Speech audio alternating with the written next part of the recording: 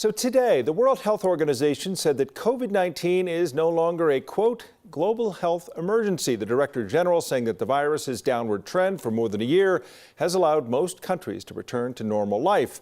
The United States is set to let its COVID-19 public health emergency end on May 11th. So let's talk about it. The emergency being over in the minds of such large figures. Dr. Kohli joins us now.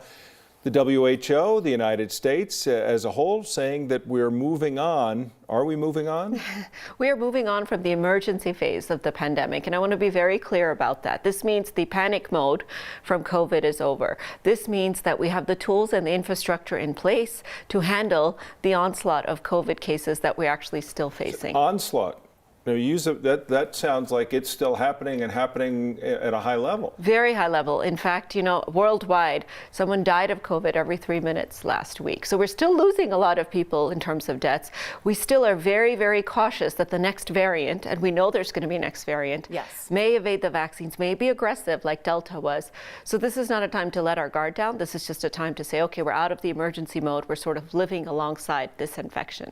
Well, every day I see someone wearing a mask, and I don't even think about asking them why, because I'm assuming that they're concerned or they're worried or they feel like they might have been exposed. And we do have access to these tests and the vaccine, so what else should we be doing every day?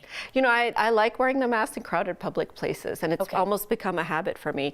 But now that the public health emergency is over, we are not going to get free tests anymore. Mm-hmm. So it is going to change our life. So we have literally another week left to sort of stock up on our free tests. And I don't want our mentality of that testing frequently to go away. I don't want us to end up in the mode where we're not thinking about COVID on a regular basis, because it's still very much here. Talk about the free testing, because you just hit a note there that I think is going to matter to people. I think people will test if it's free. I don't think many people are going to test if they have to buy a test, unless things are really sketchy. So you really think you have a week? Stock up, because they're still eligible until May 11th, when it's the end of the national public health emergency. And, even the PCR test you might have to go and pay for. But don't let that deter you, because remember, those are much more sensitive tests. Now, vaccines will stay free, because those are supplied by the federal government.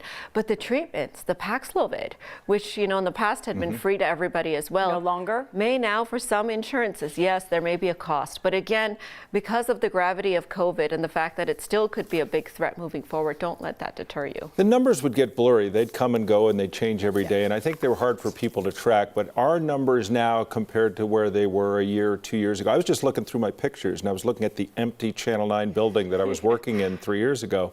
So now are the numbers this to that?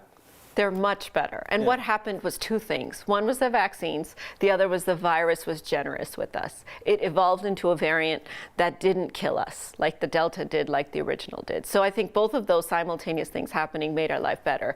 Now, I emphasize that because moving forward, we can't control what the virus does, but we can control our own behavior. If we're not vaccinated and boosted, we are setting ourselves up for infections. There's so many people whose lives have been forever changed by this virus. So probably in the fall, we're thinking? Some people are eligible now for that bivalent booster. So bivalent means two strains, the original plus the Omicron. Omicron is the one that's out and about right now.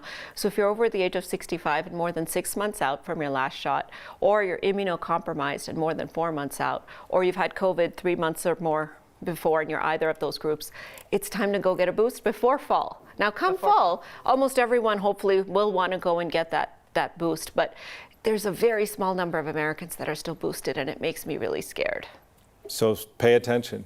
Pay attention. Well, thanks for keeping us up to date, keeping us aware. We all became such good friends, and we're going to hang on to the friendship, the positive out of this experience. And the positive that we now know how to conduct ourselves during a pandemic. And hopefully we'll never have to use that information again. Way to go us. That's right. Thank you, Dr. Kohli.